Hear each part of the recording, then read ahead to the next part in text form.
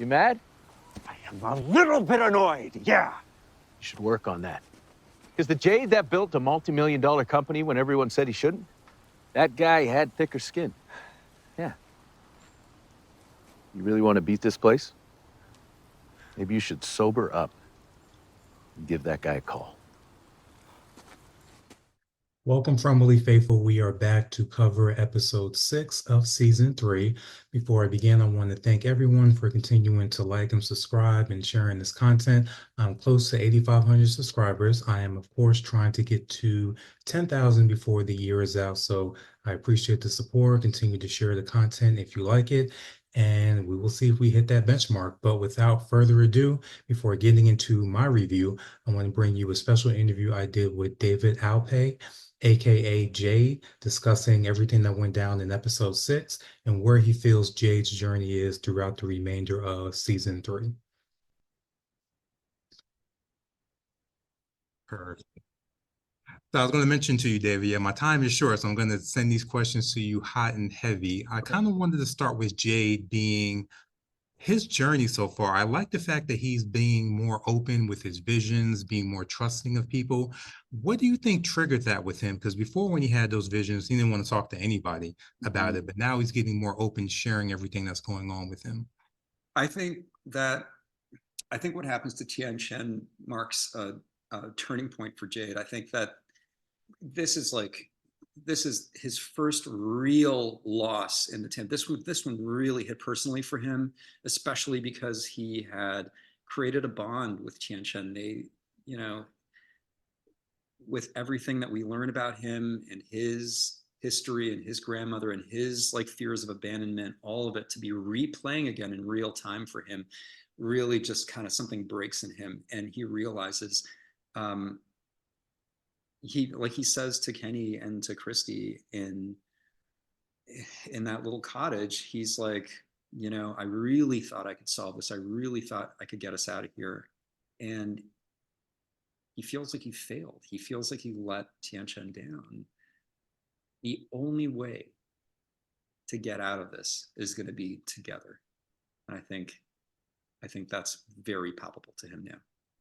I see. And the other thing that I noticed is the fact that as far as seeing people that have already passed away, it's really just you and Boyd, Boyd with the priest, you with the bartender. You see that in this episode coming up, episode 6.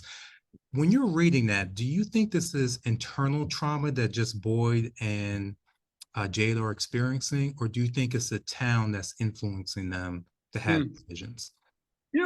At no point does Jade ever say to Tom, "Are you an evil spirit that's messing with me?" The way that Boyd does to Khatri and the vision that he had of his wife. Do you remember? Where it was like he was seeing his wife, but at first he thought, "Oh, this is my wife," and then he kind of dawned on him that maybe whatever this is an evil kind of energy that's manifested itself to trick me. And then the Jade doesn't have that sort of approach to Tom. Tom almost manifests as a kind of conscience to Jade and says the uncomfortable thing that Jade knows to be true, but might not necessarily want to admit that he knows is true.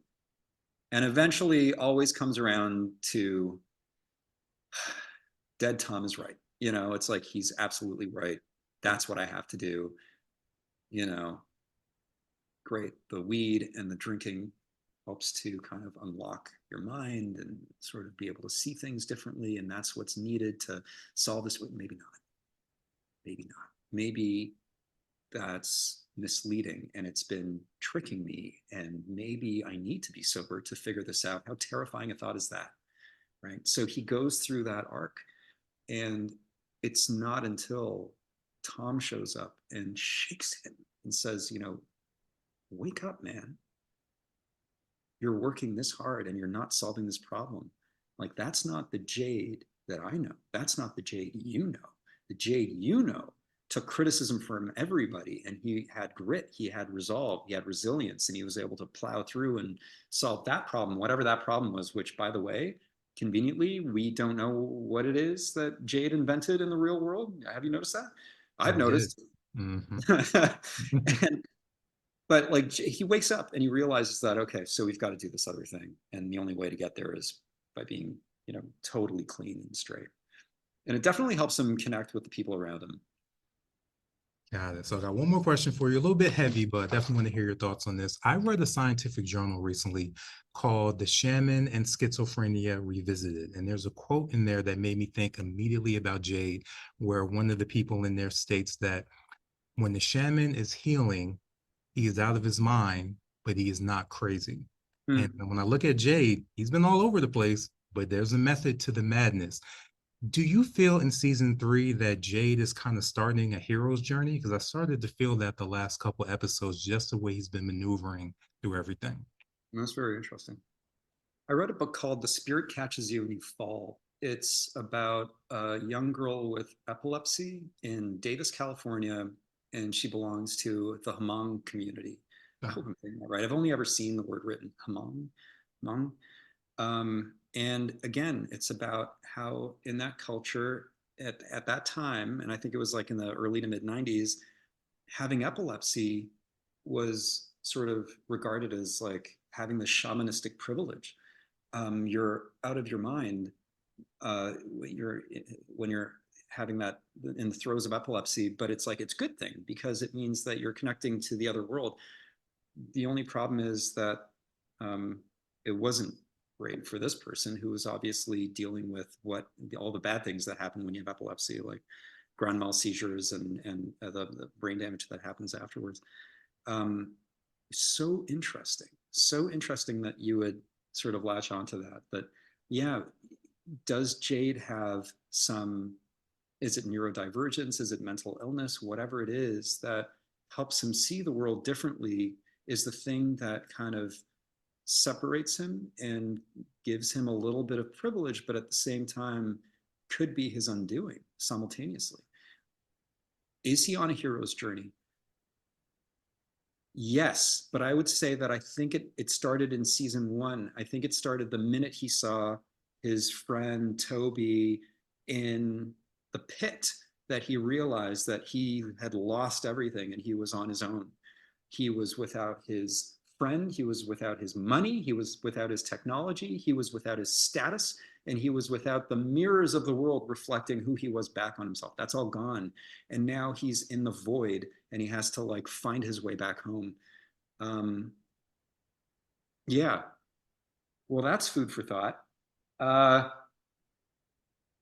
And I'm very curious, like when I read the scripts, I try to read holistically. I try not to focus too much on the Jade of it all, but really the world of it all, and how do I fit into this and make all of it make more sense.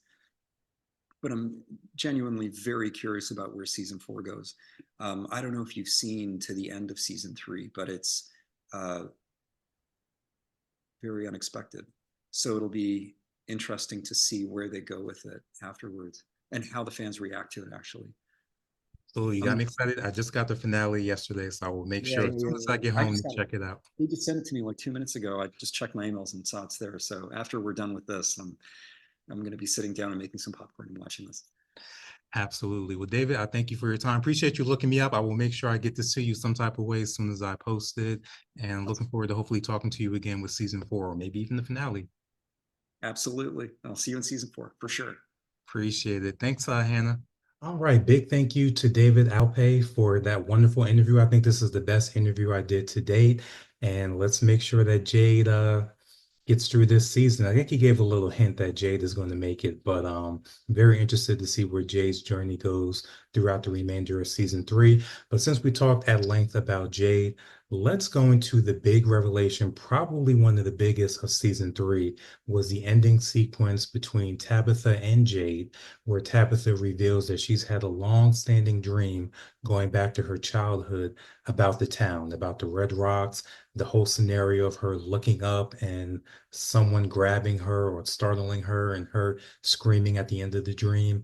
I think that is very, very significant because number one, we do know that Henry's lost wife, Miranda, was dreaming about the town before she got there, but that was when she was an adult. This is the first time that we've had someone dreaming and having memories of the town as a child. So I think that means a few different potential theories, and I think the biggest one is the whole idea of Tabitha has been here before. Not only has she been in the town before, she was possibly raised there, and maybe her whole life growing up in the real world, she's forgotten everything that's occurred and doesn't realize that what she experienced growing up was not her real existence. Really being in the town beforehand was her real life. So the reason why this is such a big revelation is because if Tabitha has been here before, then this can indicate how people end up in the town. Because maybe it's not based on trauma that you've gone through recently or anything along those lines. Maybe it's about lineage. Maybe if you have a relative that is tied to the town before, that's what triggers you being brought into the town in the first place. So maybe Tabitha being brought back is some type of retribution because she escaped before. And this is a town, whoever's in charge or causing all this mayhem is trying to rectify that by bringing her back. And then everyone else with this life that she's created in the outside world, Jim, her children, they're just kind of collateral damage. Maybe the main thing was getting Tabitha back into the town. So that is one thing to keep an eye on. Maybe it's lineage. Maybe she has history and she grew up here and that's what's brought her back into the town. And maybe if you go back in everyone's family tree, from Boyd to Donna, maybe they all had distant relatives that were taken into town at some point in the distant past. The other thing I think we need to have happen is Tabitha needs to link up with Victor to get some insight. I really want her to be there when Victor starts talking to Jasper about the town history, because if what I'm saying has any type of truth to it, Jasper is going to be able to remember Tabitha as a child, I would think. So that all needs to be tied in. And maybe Tabitha's trauma that made her forget, maybe she went through a similar massacre in that area with everyone that was living in that small settlement, similar to what happened to Victor when he was a child, but maybe there was no boy in white to kind of walk her mind through everything that occurred. And maybe she just blanked out and forgot everything. Or maybe the person that she saw in this dream that she can't remember, maybe that was the person or entity that got her out of the town in the first place. And maybe Jasper might be the one that can help her remember that. Or for all we know, maybe Jasper is the one that got her out in the first place. We have a lot of possibilities at this point. The other thing I'm thinking about, the fact that there are three red stones, it seems very symbolic. And I'm wondering if that was a sacrifice area.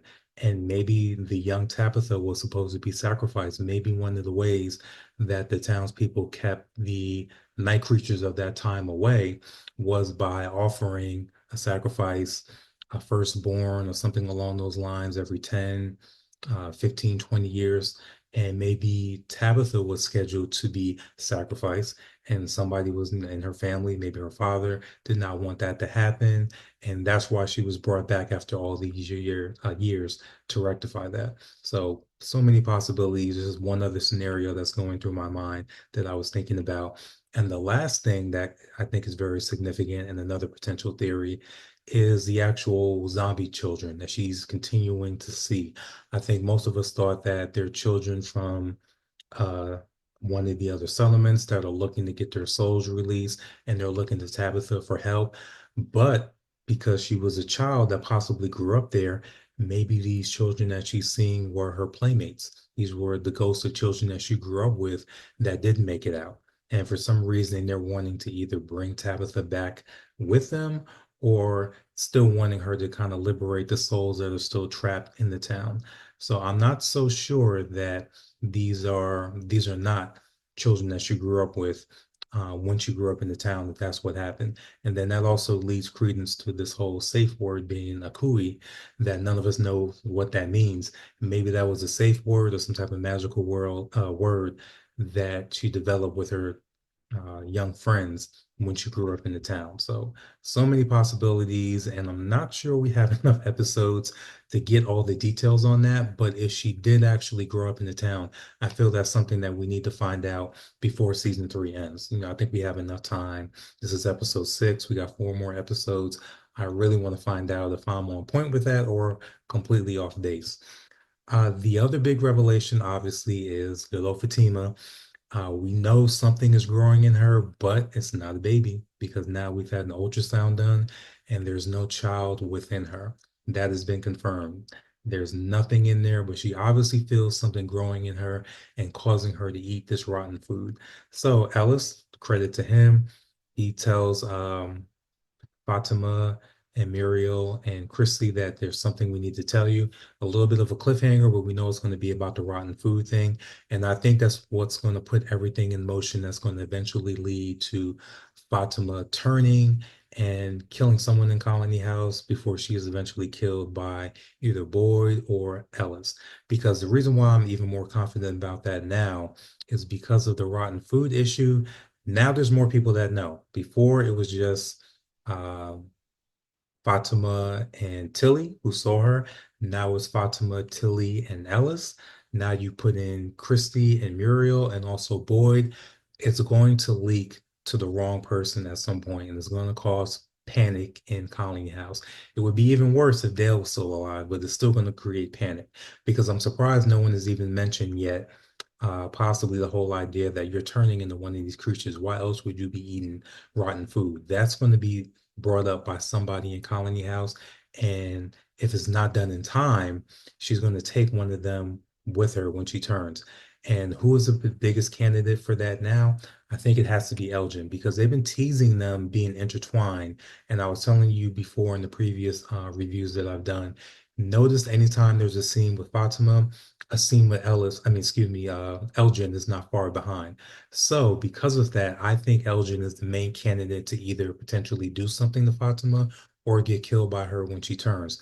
Because now we have clear proof when the photo comes up, we see the decayed lady behind Fatima in the photo and then immediately talks to Elgin and tells him that I can save you.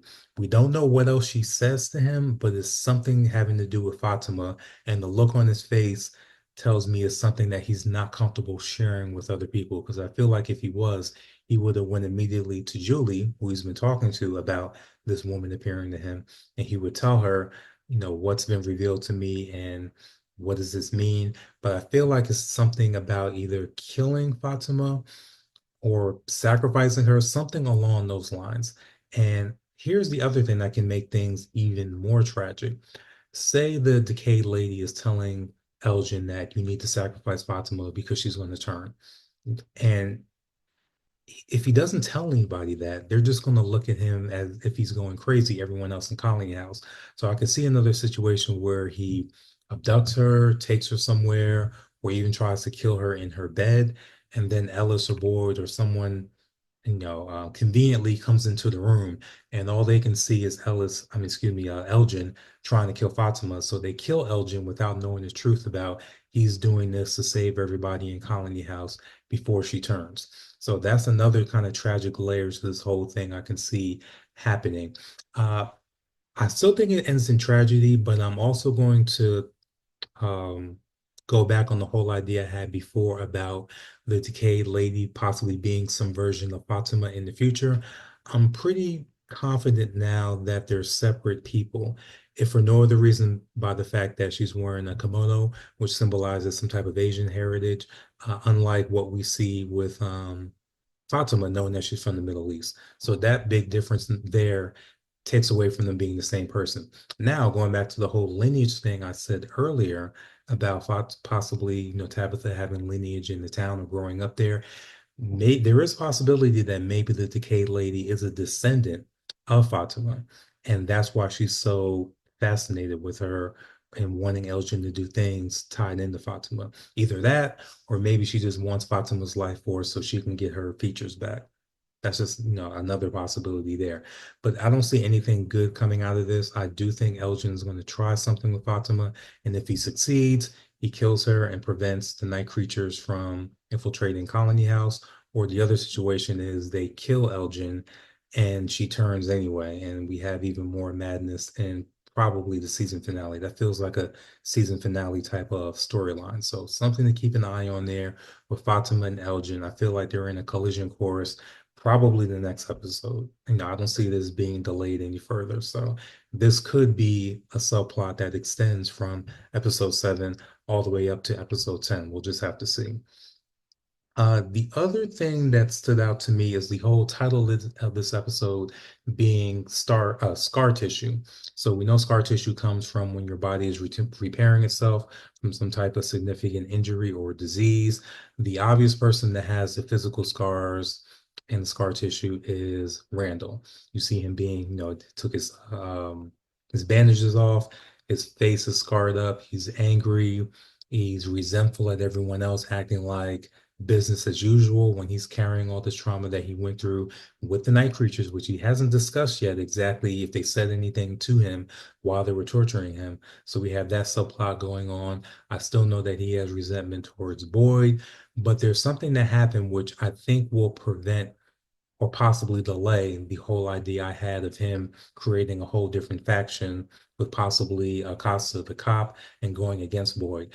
And what could possibly prevent that is the fact that Muriel offered to let Randall stay there, and he took her up on that. So I think him not being isolated anymore and being around Christy and Muriel, that could possibly prevent that. And he also has a new companion with Julie of all people. So it seems like Julie's finding her first a bad boy, and they're going to be around each other significantly probably towards it until the end of the season. Now I'm wondering what Tabitha and Jim are going to feel about that when they find out, if they find out anytime soon. But I feel like being around those people will kind of mellow Randall out a little bit and not have him as gung-ho as I thought he was going to be from Boyd leaving him. So I think that he's dealing with his scar tissue and trauma in the right way. Somebody that's not dealing with it in the right way would be two people, actually, Tabitha and Jim. They started off the episode in a huge argument. Really, the point of the argument was showing how lack of communication can lead to resentment. And this wasn't just something that's happened in the town. As Ethan alluded to, he mentioned that when everyone first got there, they were so scared they didn't have any time to be angry. But now that they've been here for a while, that familiarity, as they say, breeds resentment and contempt, and that's what's happening now. And but in their case with Tabitha and Jim, their resentment goes back all the way to their child Thomas being killed. They never really were able to resolve that with each other. So all that is coming out now. All the arguments about what you didn't do. She's calling Jim a coward. She's feeling like she had to do everything on her own. And Jim is feeling the exact same way, not realizing that they're a team and a partnership. And that is now spilling out into their children. Ethan is still too young to really internalize all of it, but Julie is. She's getting that resentment towards both of them because she's feeling like we're in the same loop that we were in right after Thomas died. So that's pushing her more so away from the family. And I'm wondering if she's going to end up doing something reckless with Randall. Right now it seems like, just getting high and smoking is no big deal. But I think the longer they're around each other, who knows what can develop as far as what they can potentially get into. So something to keep an eye on there. But I feel like they're the two people in shining example this episode about how not to handle your trauma and your recovery process. The other two I think that are handling it well would be Donna and Kenny. And ironically, they're finding each other, and I think it's going to help them heal even better. As much as Donna didn't like Dale, she's been feeling the loss of having him killed that way, and probably feeling responsible that she didn't stop him from going off into the woods and going into the tree. So she made sure, with her process, to go through a ceremonial burial of him to kind of work through that anguish that she's been feeling. And if you notice the conversation that she had with Tabitha, she's telling Tabitha how lucky you are. She's the only, Tabitha's the only one that has her entire family here. Remember Donna's family, she was riding, I believe, with her sister that got killed the first night. And she's telling Tabitha that you have a family. You have a family that you can work on. No matter how bad things seem, no matter how bad the arguments get, there's still an opportunity to reconcile. All of us here don't have that. Our family isn't here. We don't know what what our families are doing, if they even still remember us. You still have that. And you notice when Tabitha walks away, kind of relieved after having that talk, Donna looks just so defeated and lonely because she feels isolated and doesn't have anyone. Very similar to how Kenny is feeling. Both of his parents have been killed here. The whole structure that he's been trying to keep as far as keeping his mom's and his dad's belongings in the same place, is feeling empty now because they've been gone and he has no one that he feels he can rely on. Because even though people will say, I'm sorry for your loss, if you need anybody to talk to, and they do sincerely mean it, but life goes on. The routines continue, and you still have to deal with that internal pain while everyone else is just moving on and getting back to their lives. So by the fact that Kenny asked Donna, can I move in with you or move in back in the colony house, I think that'll be wonderful for him. It'll give him a new batch of people to be around, new circumstances, new experiences, and he can feel useful, as opposed to, not saying that Boyd is doing anything wrong, but with Boyd, it's more of a situation where, hey, I need you now. Let's go take a colony house, there's always kind of something to do in more of a familial structure. So I think he'll do pretty well with colony house. So I think out of everybody that we see dealing with, let's say, internal scar tissue, I think Donna, Kenny are handling it well. And also, let's not forget Victor and Henry. I really like the dynamic that Scott McCord and Robert Joy are building together, because last episode it was Henry that was consoling Victor, telling him that, it's okay. I know you tried to find your way home. I know you couldn't, but we're together now. That father-son dynamic was rekindled. But this episode, it flips. Henry is the one that needs comforting now because he's feeling guilty about how Victor had to live in this town with everybody slaughtered. You had no one to depend on. You had to hide every night.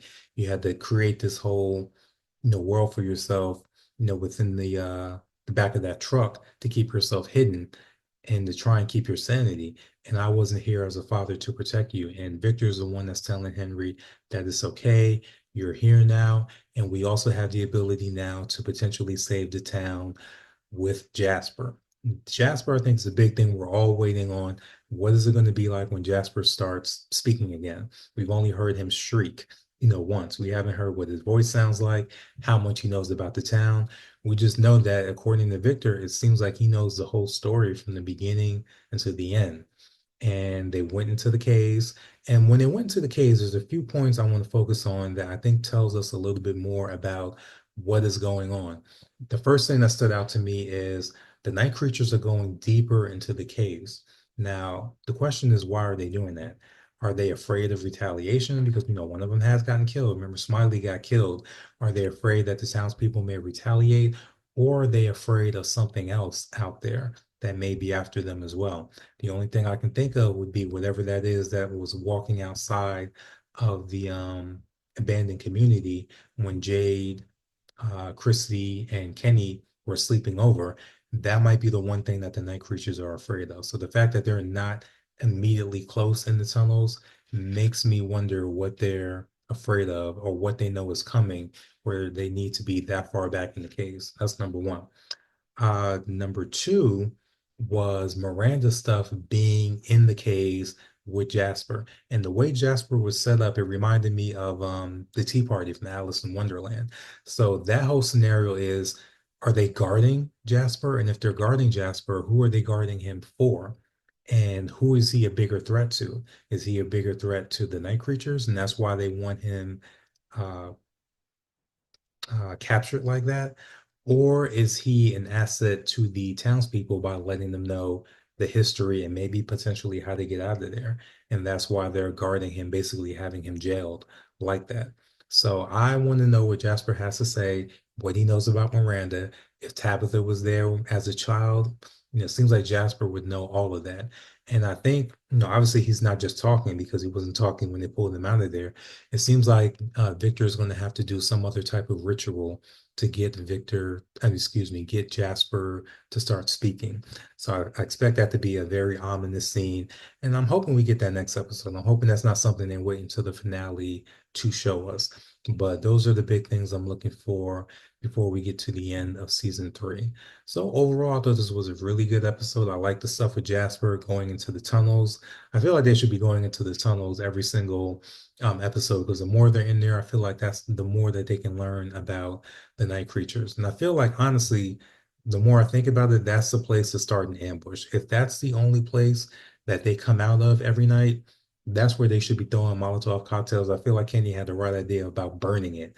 Maybe not going all the way in there where you know you can get turned around with it being so dark, but just waiting at the entrance for them to come out. And just because you know they don't move fast, they don't run after anybody.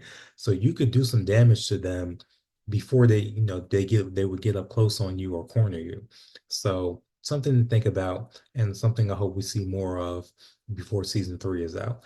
I also love the dynamic with Victor, like I mentioned earlier, Victor and his father Henry, Scotty McCord, and Robert Joy are doing a great job with those dynamics and the complexities of them trying to get to know each other and bond again. But I like the fact that they are getting so close so quickly. And I want to see what role Henry plays when Jasper starts talking, because he's going to have his own questions about where's my wife? You know, why do you still have her belongings? You know, so prominently after all these decades of her allegedly being dead. You know, we haven't seen the bodies, so I'm not even convinced that Miranda's not still around.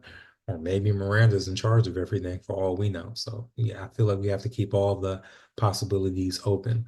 As I said before, we have to keep an eye on what's going to happen with Randall and Julie now that they're hanging tough.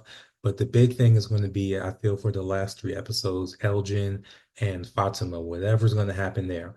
I don't see Elgin just coming up to her and saying, look, this lady's been giving me these visions of you.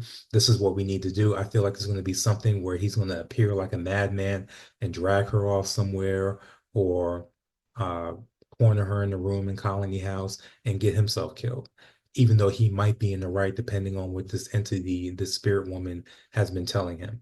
So a lot to look forward to over the last 3 to 4 episodes that we have left.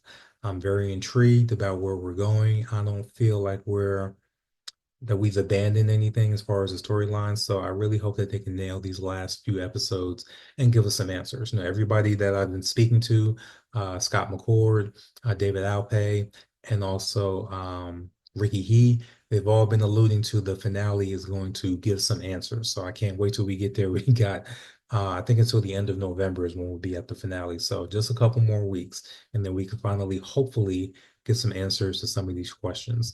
So I thank you guys for tuning in. Continue to like and subscribe, and I will see you guys next week to cover episode 7. All right, take care and enjoy the rest of your weekend.